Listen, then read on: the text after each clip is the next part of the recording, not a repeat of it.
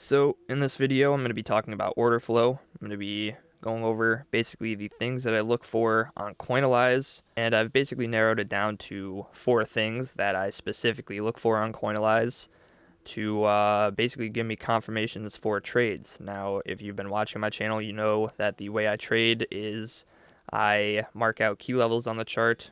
I basically wait for price to get to my key levels, and then I look for confirmations to enter once price gets there.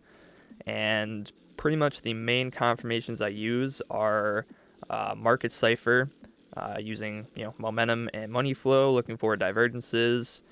I also look for confirmations in price action, whether it be a reaction from the level or whether it be a shift of structure, as we approach the level. And Coinalyze is a tool that has given me, a new set of confirmations to look for, because order flow, showing you what traders are doing in real time, I've found has really benefited my trading, has given more confidence to a lot of trades that I've taken. And so I basically want to go over the things that I look for on Coinalyze and how I use them for confirmations. So number 1 is simply a decrease of OI, or open interest.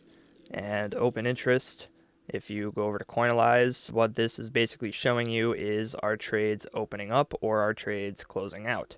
And when you see open interest increasing, you see blue candles. That basically means that new trades are opening up.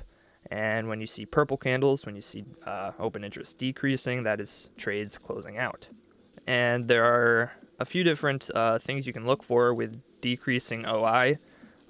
In specific, I probably look for 2 things, and most notably would probably be the confirmations for an SFP or a liquidity grab. So a liquidity grab is basically just where price takes out a significant high or low and just grabs the liquidity that is above there. So anybody that shorted in this area over here probably has their stop losses up above these highs. And so when price comes up to take out those highs, you can look at Coinalyze to see if traders got stopped out there, and that can kind of give you a hint as to if this was a liquidity grab or not. And so in this case, in this area over here, we saw CVD, it's overall increasing, but at some points it's flattening out and even dipping to the downside, as open interest is pretty steadily increasing here. And it is harder to tell exactly what trades are opening and where they're opening on Coinalyze. It's a lot easier to see that on exo charts.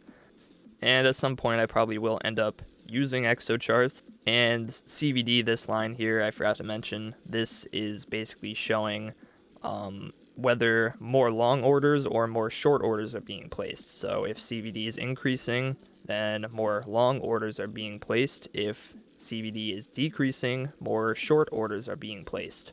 Now that doesn't mean that longs are opening here and shorts are opening here.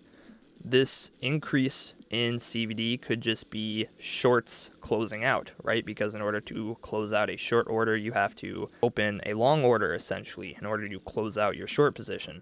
So CVD increasing could be longs opening, or it could be shorts closing. And so that is where you have to look at CVD in order to basically figure out what is going on. And so in this case, it looks like this right here, this section was shorts closing out, and then the rest of it was kind of a mix because open interest went flat.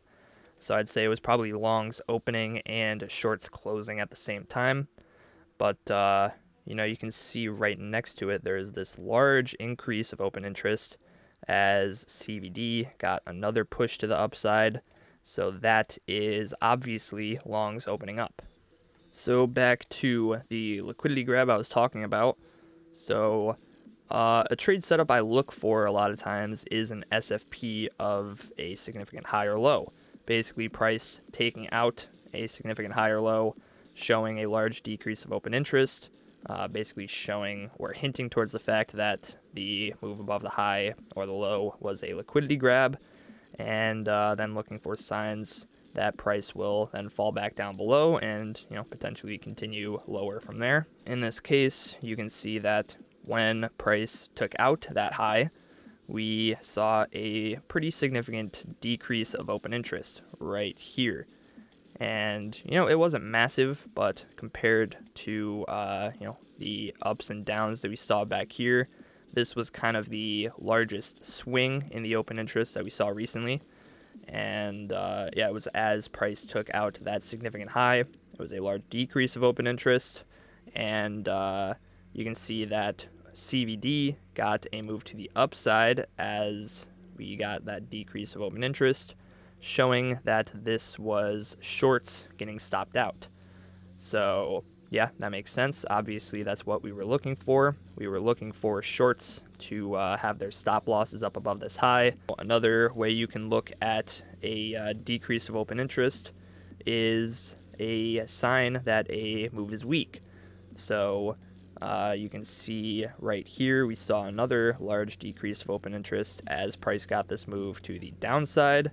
And this was longs getting stopped out because CVD got a move to the downside, open interest got a move to the downside. When you see that a move is basically fueled by, the liquidity that is below it, when you see that, there aren't a lot of new trades opening up, pushing price down, but instead we're seeing a lot of trades closing out as price is getting that move, that can often be a sign that this move was weak and that there isn't a lot of fuel to continue pushing price down. There aren't a lot of shorts opening up in this area. The main reason that price is getting moved to the downside is to stop out all the liquidity that is down here.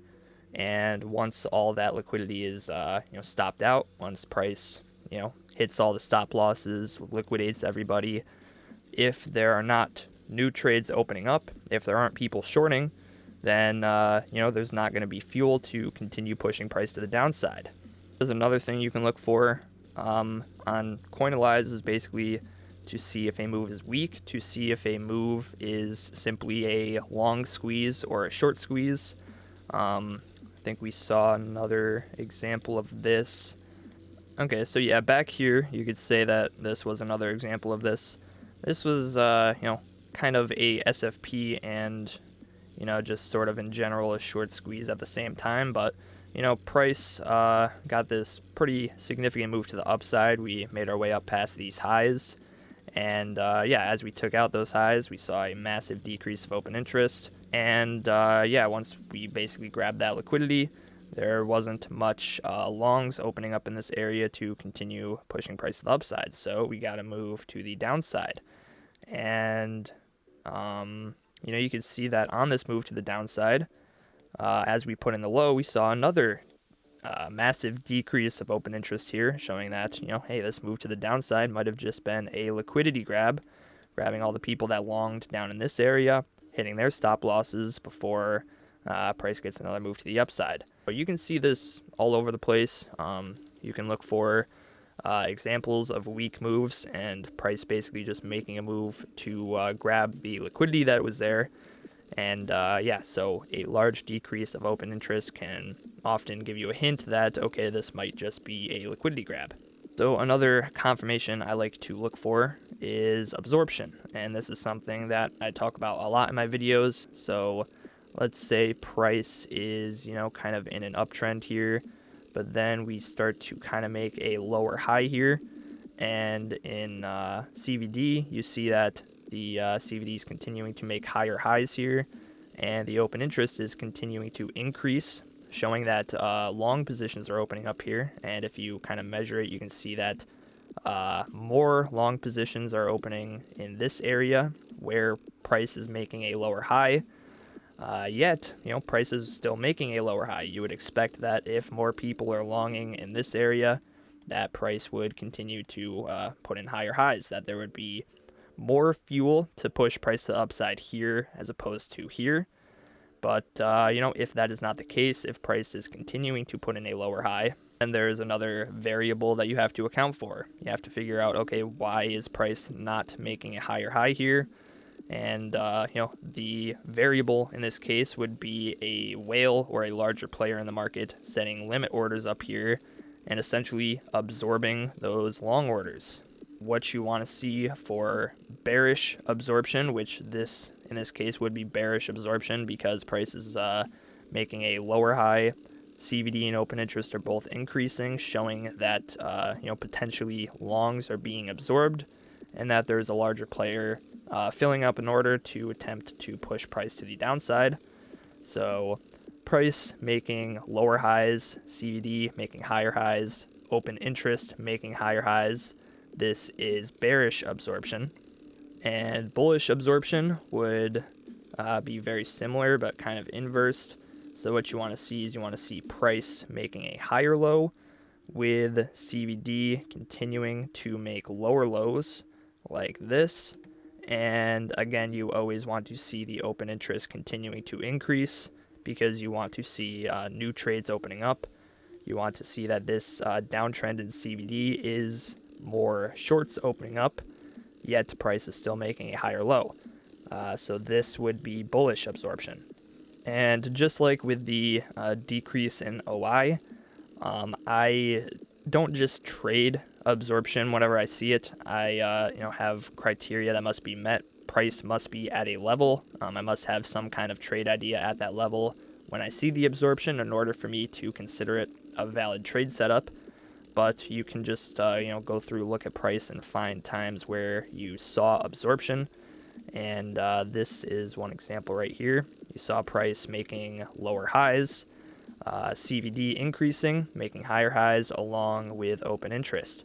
So people were longing here. More people were longing right here than they were right here. Yet price was making lower highs. So what can you assume here? You can probably assume that there is a whale filling up a short order here and attempting to push price to the downside. And we did get a move to the downside after that. And here is another example of absorption. And this was a trade that I actually took. It was a trade I took this morning. So, I had this area marked out. We had a 30-minute order block and a 10-minute order block kind of overlapping in this area. We had a golden pocket here. It was, the value area low of this previous range. It was this key support resistance level that I've been watching for a long time. So this was in general an area I was looking to short. And so this morning when we got to move up to there, we did see absorption. Now it was a bit harder to point out, I would say. And this is where, I probably would prefer to have exo charts at my disposal because when, CVD is really choppy like this and open interest is kind of choppy as well, you really have to look in detail to see, like, okay, was this move to the upside longs opening or was that shorts closing? Was this move to the upside longs opening or shorts closing? And you have to kind of look at each move in detail and compare it with open interest. And so I would, look specifically at those moves to the upside in CVD and basically compare them with the open interest. And, try to figure out, okay, are longs opening here? Because it is kind of hard to tell. And in this case, you can see that, all right, as price is making a lower high here, CVD is increasing and open interest is increasing right here. So from right here, if you put a horizontal line on the top of this wave of CVD, it is very slight, but you can see that this wave just peaked above this high.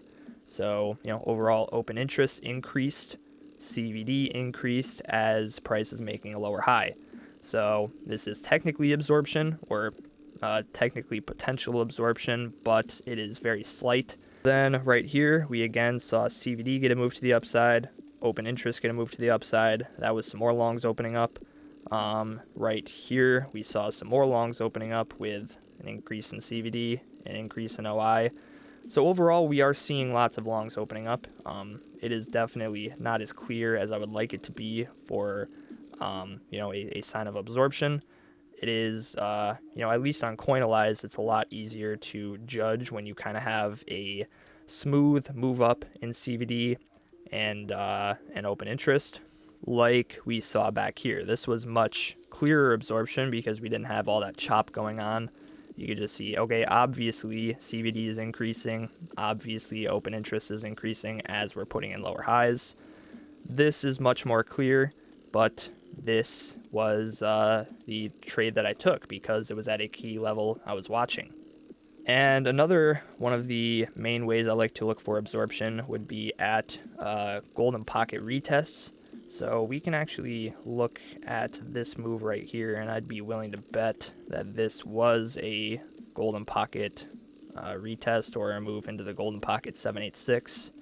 And yeah, look at that. This wick came right in between the golden pocket and the 786 as we saw more absorption here. We saw more people longing into that 786 than were longing up at this high. Price making a lower high, CVD and open interest increasing. That is absorption into the golden pocket, and that is a trade setup I like to look for. If I either I miss a move, like let's say this was an area I wanted to short. If I missed this original move, then I would probably pull a fib here and look for that retest and then look to see if we get absorption at that retest. Or if I was just waiting for something to give me more confidence in this, like let's say I was at the computer when we hit this level but I wasn't confident in it, then maybe I would wait for a golden pocket retest with absorption to give me confidence in the move. And one last thing I want to mention for absorption, another reason I like it, same thing with SFPs. Basically, both of these trade strategies give you very clear invalidations. For example, if you shorted this absorption that we saw into this golden pocket, then basically you're betting on the fact that we are going to put in a lower high, because if price comes up to take out this high, then it is no longer absorption. It was simply leading CVD. And by leading CVD, I just mean we saw the longs coming in before price actually got the move to the upside. So for absorption, if I traded this trade setup, my invalidation always goes above the high that we started forming the absorption at. And so not only can this give you more confidence in your trade setups, but it can also give you a very clear invalidation, which is something that's very important for my trades. Same thing with SFPs. If you're trading this as an SFP, if you saw that, okay, this move to the upside was a liquidity grab, we stopped out a lot of shorts up there, and then we start to fall back down below the high.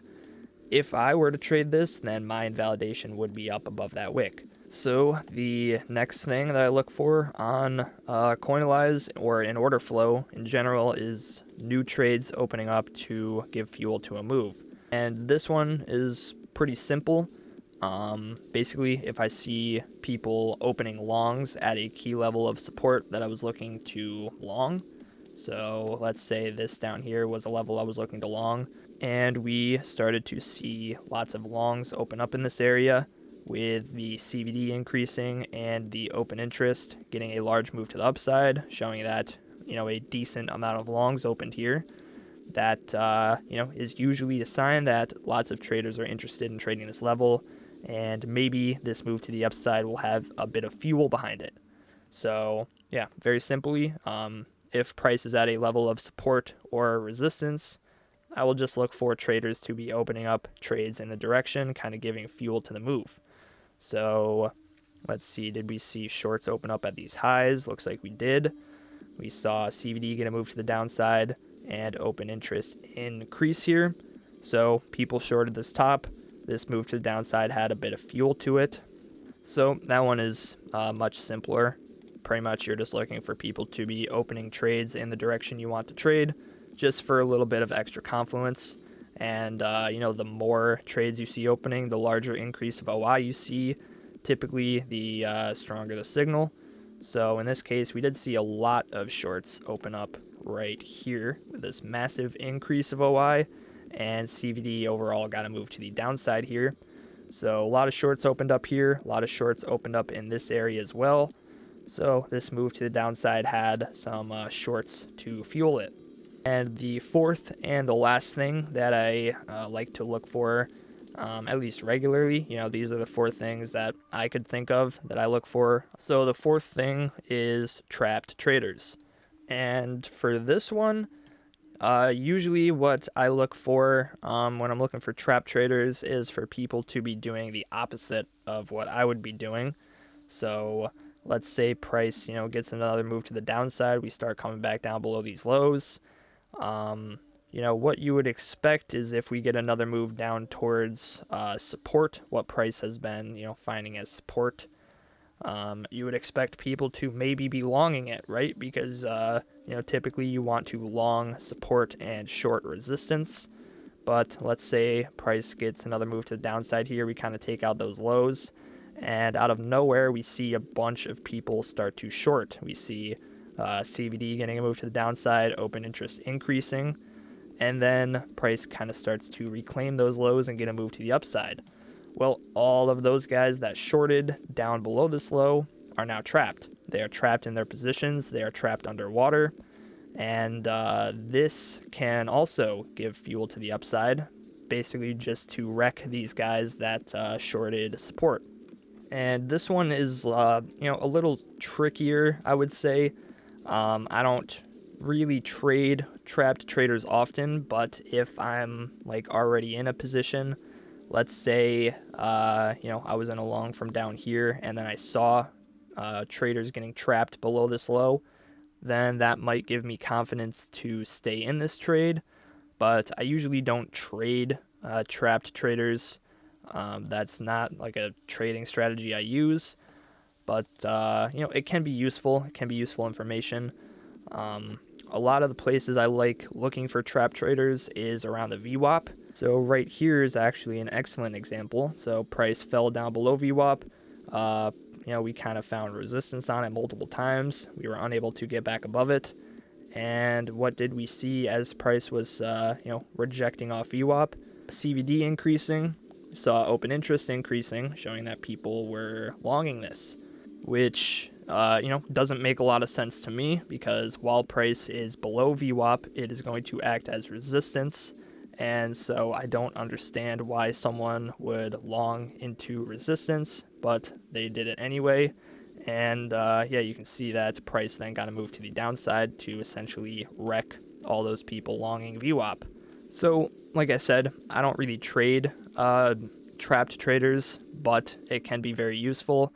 Let's say I was waiting for a trade setup down in this area, and I kind of saw that we were getting some trapped traders up in here. That might then give me confidence to say, okay, we might get a move to the downside soon to wreck all those people longing into VWAP resistance. And, maybe that means we will get a move down into the area that I am watching soon.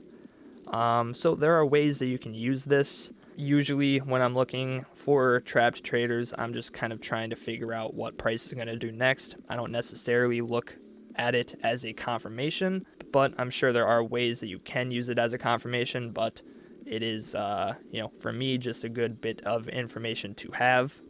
All right, well, I think that is pretty much all I wanted to go over in this video.